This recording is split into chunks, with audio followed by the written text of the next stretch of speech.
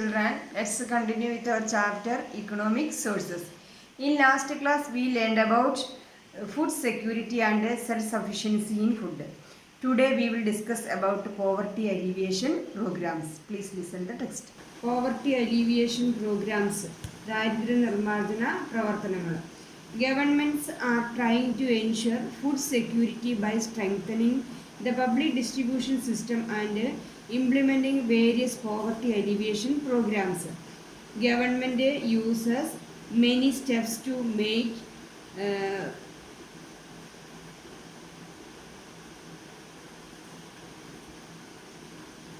sure food security by public distribution systems and implementing many poverty alleviation programs. Have a look at the projects and programs being implemented by the governments. Then here are given some projects and programs implemented by the governments. Government projects, ഗവൺമെൻറ്റിൻ്റെ പദ്ധതികൾ, സർക്കാർ പദ്ധതികൾ, government programmes, സർക്കാരിൻ്റെ പരിപാടികൾ. Then government projects you listen: Annapurna, Antyodaya Anna Yojana, Mahatma Gandhi rural employment guarantee programme, Swarna Jayanti Sahakari Rozgar Yojana. Then government programmes: integrated child development programme, mid day meal programme at schools, National Rural Livelihood Mission.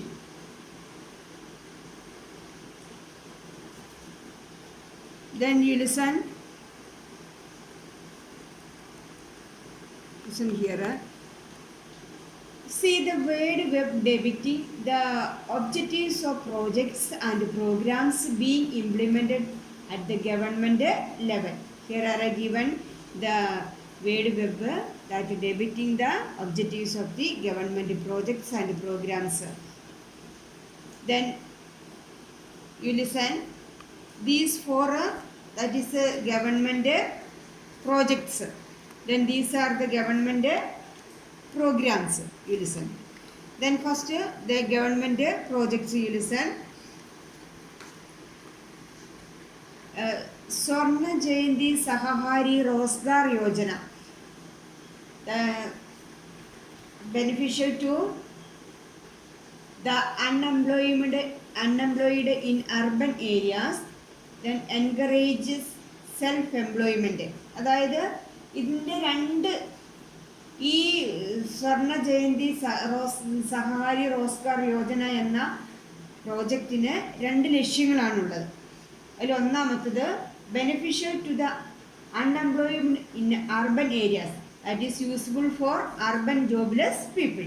Then encourages self-employment, that is to increase the self-employment.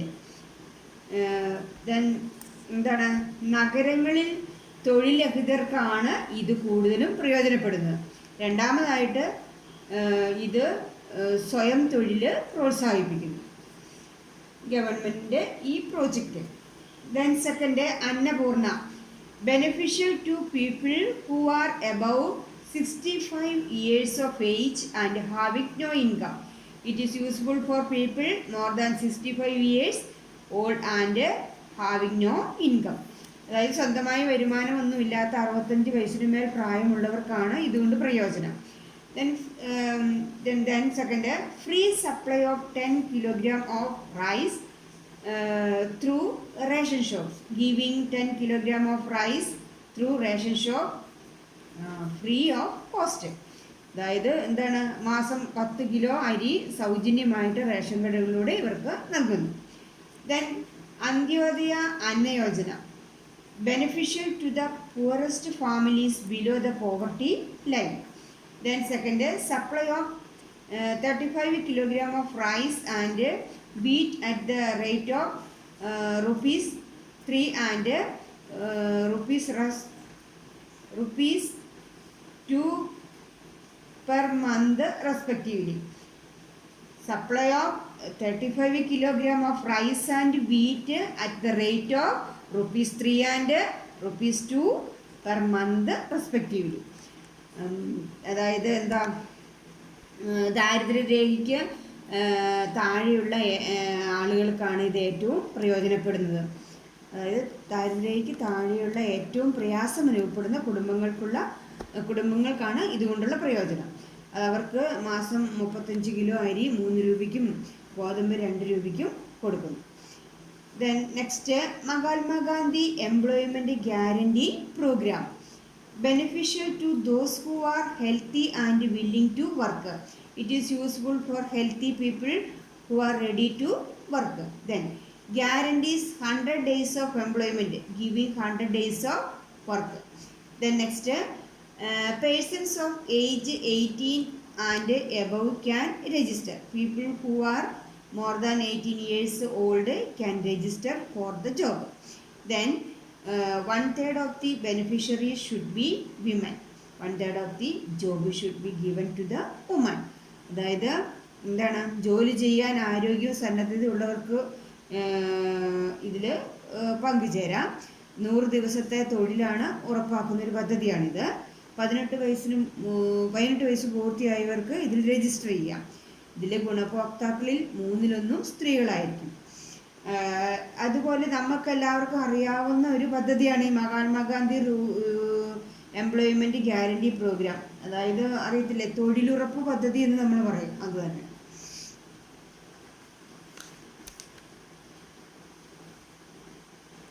Next,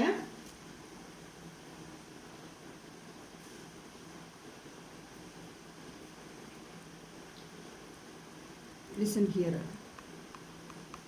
That is a government programs. First, integrated child development program.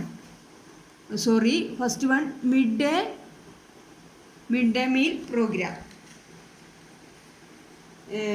Beneficial to the students up to 8th standard in all government and aided schools.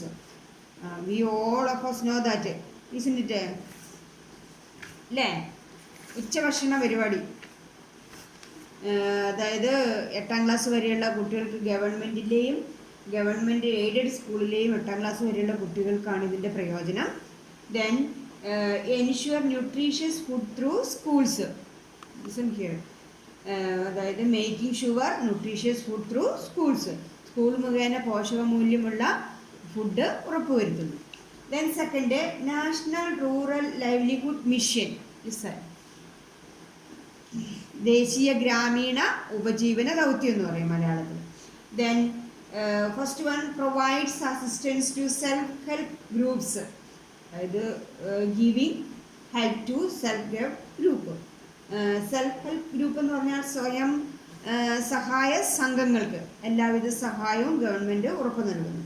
Then provides financial aid through bank loans and subsidies, giving financial help through bank loans and subsidies. അതായത് bank വായ്പയിലൂടെയും സബ്സിഡിയിലൂടെയും എന്താണ്, പണം നൽകി ഗവൺമെൻറ്റിൻ്റെ സഹായം ഉണ്ടാവും. Then next, listen here, integrated child development program. മലയാളത്തിലെ സംയോജിത ശിശു വികസന പരിപാടി എന്ന് പറയും. Implemented through Anganwadis, programs carried out through Anganwadis. ഇതിൻ്റെ അംഗൻവാടികൾ മുഖേനയാണ് ഇത് നടപ്പിലാക്കുന്നത്, ഇതിൻ്റെ പരിപാടികൾ നടപ്പിൽ വരുത്തുന്നത്. Children below 6 years of age, pregnant women, lactating mothers are the beneficiaries. അതായത് എന്താണ് പറയുന്നത്, 6 വയസ്സിന് താഴെയുള്ള കുട്ടികൾക്കും ഗർഭിണികളായ സ്ത്രീകൾക്കും മുലയൂട്ടുന്ന അമ്മമാർക്കുമാണ് ഇതിൻ്റെ പ്രയോജനമുള്ളത്. Then ensures a fixed quantity of nutritious food, making sure a constant amount of nutritious food. അതായത് നിശ്ചിത അളവിൽ പോഷകാഹാരം ഉറപ്പുവരുത്തുകയും ചെയ്യുന്നു. Then you have seen how different projects and programs help to eradicate poverty and ensure food security. Eradicate എന്ന് പറഞ്ഞാൽ നിർമ്മാർജ്ജനം ചെയ്യുക, ദാരിദ്ര്യം നിർമ്മാർജ്ജനം ചെയ്യുക എന്നത് eradicate poverty. Then ensure food security, ഭക്ഷ്യ സുരക്ഷ ഉറപ്പാക്കുക. So now you understand how these various programs could help to remove poverty and make sure the food security. ensure about the benefits of these programs in your locality. അതായത് നമ്മുടെ ലൊക്കാലിറ്റിയിൽ ഈ പ്രോഗ്രാമുകൾ എത്രമാത്രം ഗുണപ്രദമാണെന്ന് നമ്മളൊരു അന്വേഷണം നടത്തും. Hope all of you understood. Thank you.